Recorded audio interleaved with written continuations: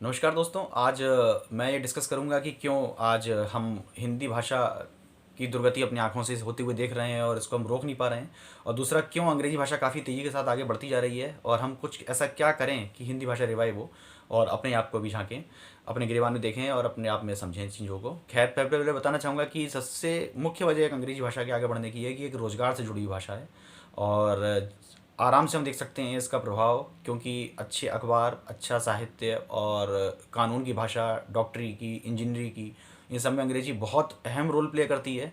इसके अलावा communication skills, यानी कि कॉल सेंटर वगैरह के जॉब हुए, और इसके अलावा अगर हम देखते हैं डे टू डे वर्किंग में भी अंग्रेजी का प्रभाव इतना ज़्यादा अच्छा है कि जो अंग्रेजी बोल रहा है उसके लिए काफ़ी अच्छा समझा जाता है और पढ़ा लिखा काबिलियत की निशानी भी एक बन चुकी है।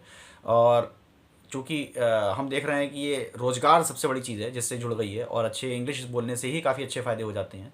इस वजह से अंग्रेजी काफ़ी अधिक फैलती चली जा रही है और पूरा दुनिया ही आज इसके प्रभाव में आ चुकी है। और कई भाषाएं, यानी कि बड़ी बड़ी भाषाएं भी, यूरोपियन भाषाएं जो अपने आप को काफ़ी सुपीरियर समझती थी, उनको भी आज अंग्रेजी पढ़नी और सीखनी पड़ रही है। दूसरा, भारत एक बहुभाषीय देश है।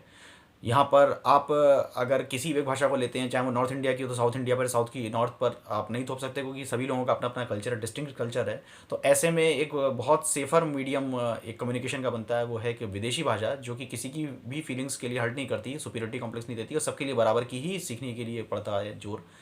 और अंग्रेजी उसमें एक लेवलर का काम करती है और लगभग एलाइट वर्ग द्वारा सभी जगह समझी जाती है, भारत के हर कोने में। इसके अलावा माने या ना माने, लेकिन जो अंग्रेजी अच्छी बोलते हैं उनके अंदर एक सुपीरियरिटी कॉम्प्लेक्स होता है, और जो लोग नहीं बोल पाते उनके अंदर एक इन्फीरियरिटी कॉम्प्लेक्स का भी फीलिंग होता है कि भाई हम दुनिया से कटे हुए हैं और हम थोड़े से इन्फीरियर हैं अगर हमको अच्छी अंग्रेजी नहीं आती है। और इसका प्रभाव आसानी के साथ आप अपने समाज और देश में भी देख सकते हैं कि जो अच्छी अंग्रेजी बोल रहे होते हैं वो अच्छा इन्फ्लुएंस दूसरे पर डाल पाते हैं, प्रभाव डाल पाते हैं। नेता, अभिनेता और सेलिब्रिटीज़ भी एक रोल मॉडल बनकर नहीं उभरते जो अच्छी हिंदी बोल रहे हो। और इसके अलावा एक बहुत बड़ी बात है कि दुकान और व्यापार पर भी आप अक्सर देखेंगे कि जो अच्छे ऑर्गेनाइजेशन सब हैं तो हिंदी में लोग सिग्नेचर भी नहीं करते। और अपने होल्डिंग्स वगैरह पर भी आप देखेंगे कि अंग्रेजी का प्रभाव साफ दिखाई पड़ता है, जिससे पता चलता है कि हम अंग्रेजी को कितना अधिक महत्व देते हैं और हिंदी को कितना कम। ये हम सब के ऊपर भी जिम्मेदारी से लागू होता है। इसके अलावा आप देखेंगे कि हायर पोजीशंस, जैसे कि मैंने आपको पहले बताया, वहाँ तक जाने के लिए अंग्रेजी में आपके लिए बहुत अच्छी किताबें और सब मिलेंगी, और इस वजह से भी अंग्रेजी सीखना फ़ायदेमंद ज़्यादा हो जाता है चीज़ों का। और अगर हम देखें कि हमारे ऊपर क्या दोष आता है, तो सबसे बड़ा मैं उसके लिए उदाहरण ये बताना चाहूँगा कि साहित्य जिंदा तब रहता है जब समाज उसे स्वीकार करता है और समाज के लोग साहित्य को बढ़ाने में योगदान देते हैं। आज आप देखेंगे तो हमने अपनी क्षेत्रीय भाषाएं हो या अपनी हिंदी हो या कोई भी भाषा हो इस तरीके की हो, तो हमने उसका सम्मान कितना कितना छोड़ दिया है। हम कवि, साहित्यकार, संगीतकार, इसको माफ़ कीजिएगा, कवि, नाटककार, कथाकार, चित्रकार जो हमारी भाषा से जुड़े हुए हैं और अपने ही हमारे इसी क्षेत्रीय भाषा के, अपनी हिंदी भाषा के हैं, उनका हम सम्मान कितना कर रहे हैं। आप देखेंगे बड़े से बड़े घर हैं, उनके घरों में आपको किताबें नहीं मिलेंगी उनकी भाषा की। तो जब हम साहित्य का सम्मान नहीं करेंगे, अपनी भाषा का सम्मान नहीं करेंगे, उस भाषा को बोलने वाले और लिखने वाले और पढ़ने वालों का सम्मान नहीं करेंगे, तो फिर और कौन करने आएगा। सबसे पहले तो ये कदम हमको खुद उठाना होगा, और हम खुद ही ये काम नहीं कर रहे।